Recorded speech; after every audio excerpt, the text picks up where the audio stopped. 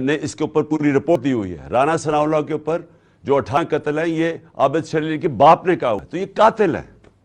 انہوں نے مل گئے یہ جنرل فیصل کے ساتھ, انہوں نے یہ پلان کیا. پلان کیوں کیا؟ کہ اگر دینی انتہا پسند مارے گا تو ان کے اوپر سے ساری ذمہ داری اٹھ جائے گی. اس کا مطلب کہ عمران خان نے لوگوں کو کوئی توہین مذہب کیا, کوئی اس نے توہین رسالت خدا نخواستہ کی, اس کی وجہ سے یہ ایک اشتعال میں آگے ایک دینی انتہا پسند قتل کیا. یہ سارا پلان تھا, ہمیں پتا تھا. میں نے 2 جلسوں میں پبلک کو بتایا کہ یہ پلان بنا رہے ہیں, اور یہ پلان پھر وزیر آباد میں سامنے آیا.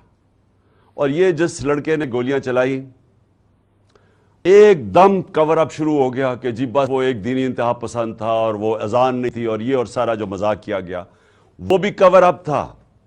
پیچھے یہ بیٹھے ہوئے تھے جو پورے کنٹرول کر رہے تھے کہ نیریٹو کیا ہوگا.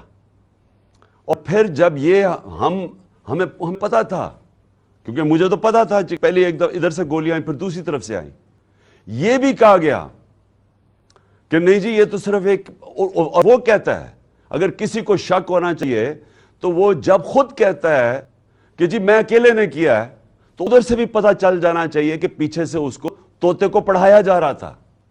اور اب جب فورینزک ہوا ہے اس کنٹینر کا تو واضح ہو گیا کہ 2 مختلف قسم کی گولیاں استعمال ہوئی, یعنی 2 شوٹر تھے. تو جو سارا ان کا پلان بنا ہوا تھا کہ سلمان تاثیر کا قتل ہوا, دینی انتہا پسند نے کیا, وہ ختم ہو گیا.